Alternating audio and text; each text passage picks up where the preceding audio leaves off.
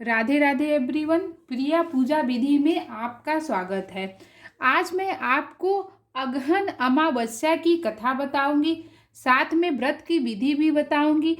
इसका इतना महत्व क्यों है और इस कथा को आज के दिन सुनने से हमें क्या फल मिलता है। तो चलिए वीडियो को शुरू करते हैं। वीडियो अंत तक देखें, तभी आपको कथा की जानकारी समझ में आ पाएगी। सबसे पहले आपको बता दें कि मार्गशीर्ष माह की अमावस्या जो इस बार पड़ रही है 23 नवंबर दिन बुधवार को है। मतलब यानी कि आप जो अमावस्या पे जो क्या क्या किया जाता है, तो आपको पता है कि सबसे पहले अमावस्या का जो दिन होता है वह पितरों के लिए होता है। मतलब हम पितरों की पूजा करते हैं, दान करते हैं, तर्पण करते हैं और पूजा पाठ भी करते हैं। अगर हमें पितरों को खुश करना है तो अमावस्या के दिन हमें पितरों को जरूर तर्पण करना चाहिए। और पितरों का कहते हैं आशीर्वाद मिलता है तो हमारे घर में बरकत बनी रहती है।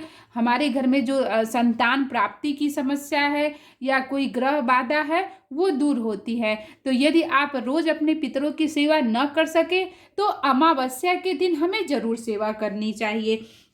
तो आइए हम लोग जानते हैं कि ये जो सबसे पहले तो बता दें कि ये मार्गशीर्ष यानी कि अगहन की जो अमावस्या पड़ती है उसे सोमवती अमावस्या कहते हैं। उसी दिन पितरों का तर्पण भी किया जाता है। वैसे तो हर अमावस्या पे पितरों के लिए होता है, इसका भी बहुत बड़ा महत्व है। इस दिन पितरों का तर्पण करने से पितर हमारे खुश होते हैं, आशीर्वाद प्रदान करते हैं। और चलिए इसकी मैं आपको कथा बताती हूँ कि आज के दिन इसकी कथा सुनने से हमें बहुत बड़ा फल मिलता है। एक नगर में गरीब ब्राह्मण परिवार रहता था। उनके घर एक बेटी थी जो बहुत ही सुंदर थी, लेकिन उसका विवाह नहीं हो रहा था। एक दिन एक साधु उसके घर आए और उस लड़की की सेवा से प्रसन्न हुए और उसका हाथ देखा। उन्होंने बताया कि उसके हाथ में विवाह रेखा नहीं है। साधु ने बताया कि एक गांव में सोना धोबन है, यदि यह कन्या उसकी सेवा करे और वह इसके विवाह के समय अपनी मांग का सिंदूर इस बेटी को लगा दे तो इसका वैभव जो योग है वो दूर हो जाएगा। तब ब्राह्मण ने पिता की बेटी को उस धोबन की सेवा करने को कहा।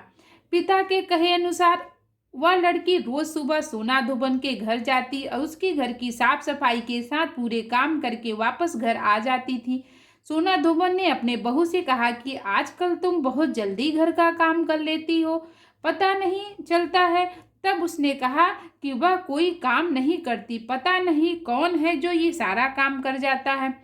अगले दिन से सास बहू निगरानी करने लगी। काफी दिनों बाद सोना धोबन ने उस कन्या को पकड़ लिया और उससे पूछा कि तुम इतने दिनों से मेरे यहाँ ये सब काम क्यों करती हो। तब उसने सोना धोबन को सारी बातें बताई। सोना धोबन तैयार भी हो गया और उसके बाद वैसे ही उसने ये भी बताया कि सोना धोबन जो थी वो बताई कि उसने जैसे ही उस कन्या की मांग में अपने सिंदूर लगाई वैसे ही उसके पति की मृत्यु हो गई।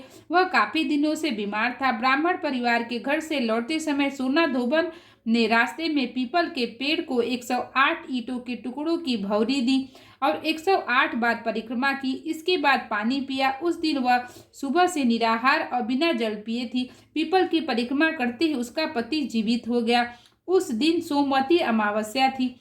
धार्मिक मान्यताओं के अनुसार जो महिला सोमवती अमावस्या से भौरी देने की परंपरा शुरू करती है और हर अमावस्या को भौरी देती है उसके सुख और सौभाग्य में वृद्धि होती है। तो आप लोग जरूर सोमवती अमावस्या का व्रत रखें, अपने पितरों का तर्पण करें, इससे आपके पितर खुश होंगे और आपको आशीर्वाद देंगे। तो राधे राधे, श्री हरिदास। वीडियो अच्छा लगा हो तो हमारे चैनल को सब्सक्राइब करें, लाइक करें। राधे राधे।